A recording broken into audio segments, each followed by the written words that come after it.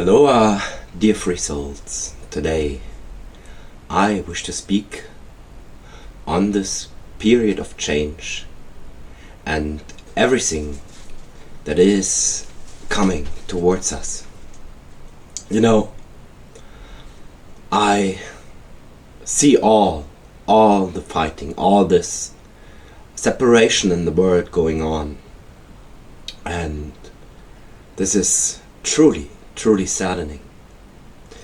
There is so much that we need to truly sit with in topics that separate us, that are simply injustice, when it comes up to a peaceful and good togetherness. And one of the main problems of that is racism. I am motivated to do this entry today. Hence I just saw from an American sister, a white sister of us, that she said, when we have the chance to restart as one humanity, or as humanity, after kind of a nature reset, the one and first thing that she would like to be missing is migration. While all of these white Americans, of course, came into place, into power, into superiority in the United States due to migration of the European root of ancestry. Racism is something that is, I don't know. Can you explain it to me? That is something I cannot grasp, I cannot understand, I cannot feel into that, because when I am on a path of remembrance, of awakening, then I see clearly, the same with religion, that I, in the meaning of the eternal soul, of the spirit living in my vessel, have been everything, and still am everything right now. Hence every one of us is just an emanation of the same source, and that's how we are all one. Certainly this argument of all oneness in this collective reality is very difficult to grasp from our lower mind, from the karma manas, because everyone holds their particular ancestry in the DNA, and every soul has a different experience, a different path of coming here now into this reality to bring forth what he or she has always ever embodied. I for myself know that I have a lot of lifetimes of experience. I can still remember that with my vessel, which is the soul, as a Tibetan master meditator, as a yogi. From this Indian and Tibetan side, my actual ancestors are from Asia as well. Mongolian root is there, Igigi root is there, and this is why I can actually remember the shamanism that is flowing through my blood. And then I have this strong paganic European root of our ancestors over here, with all the injustice inherited after the Second World War, in the Second World War, where my parents' generation was the first one after this war. And I am still reconciliating and healing and revising all of this wisdom within, in my inner world, in connection with the ancestors who knew what was going on, who knew how things were played. So, based on that, when we finally understand that we are all of the same source, and this same source is playing out here in its own dream, bringing with the body the temple, which is spirit that became solid, so to say, crystalline, and carries the information of the played out lessons, and our spirit itself that we can access in meditation, in a state of contemplation, which is not yet existent here, which is the future stream of consciousness, and we are the perfect synthesis of that.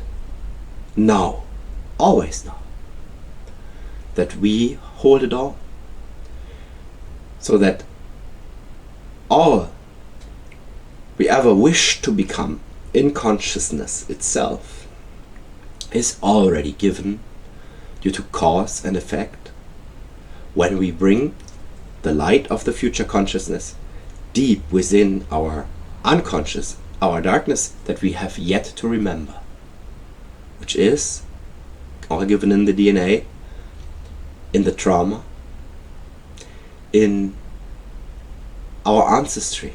And when we open that up, and the soul is a key for that, then we can allow spirit and the divine work through us, so that we can, as observers of this process within, alchemize our wisdom from that. The body also is faster over here, somehow, with giving us sensations of discomfort, then our spirit can actually be translated into what truly is. And this is the mother tongue of the feminine, the intuition. And when we follow this intuition and remember how to read it for ourselves, even as a man, when we come from our mind and the feeling of superiority of the mind back into the body in humility, we will also be entitled to read the intuition and receive the knowing clearly and sharply from that. So this is how we work. All emanations of the same source work alike, and this is how we become whole, when we allow this to happen. This is why I want to share for today, first of all, as a little reminder to be humble and to truly, truly go deep within before we judge others, before we continue the fight. Hence, consciousness itself has no age. And even if one universe dies, the consciousness itself moves on to another universe. You can see that the same way as a cell.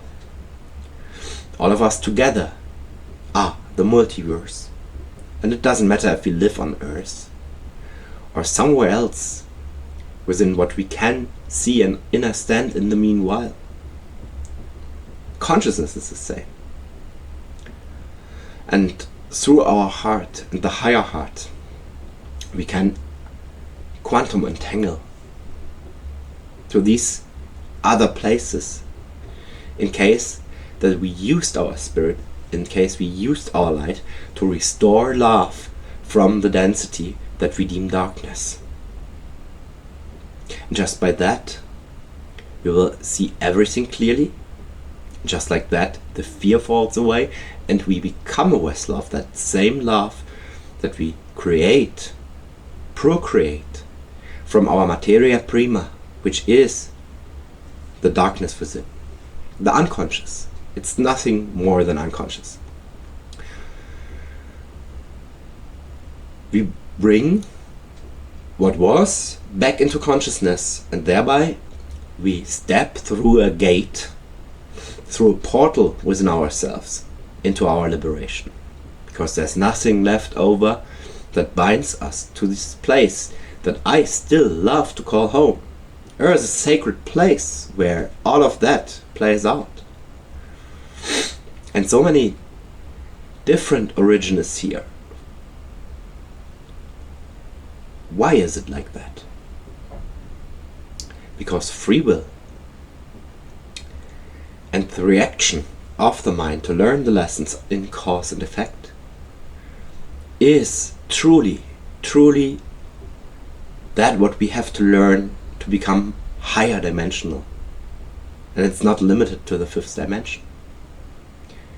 I can remember my trace, so to say, as consciousness right back into source.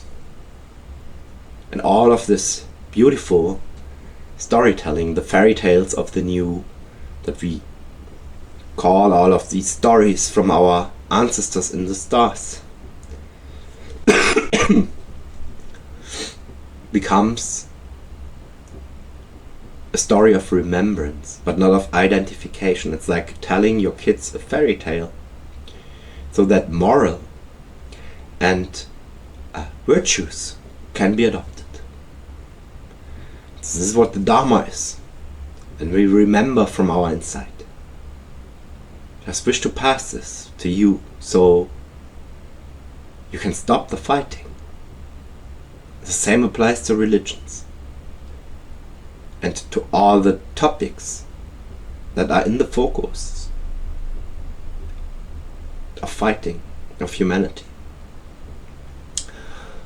It is just a matter of the change of perspective that we need to allow, and that means that our lower ego from fight and flight, from scarcity, is transformed, and we change our point of view on the things, and we see all the hardships as opportunity to learn from it, to accept these lessons of life and transform our own focus, because we don't want to have the same experience once again.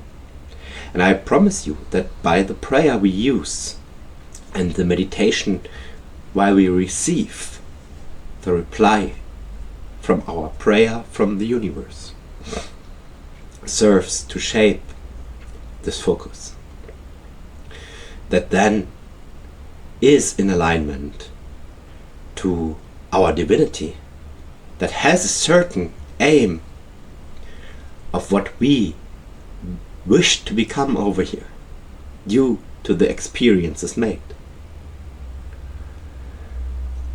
So this plays out. This is the path.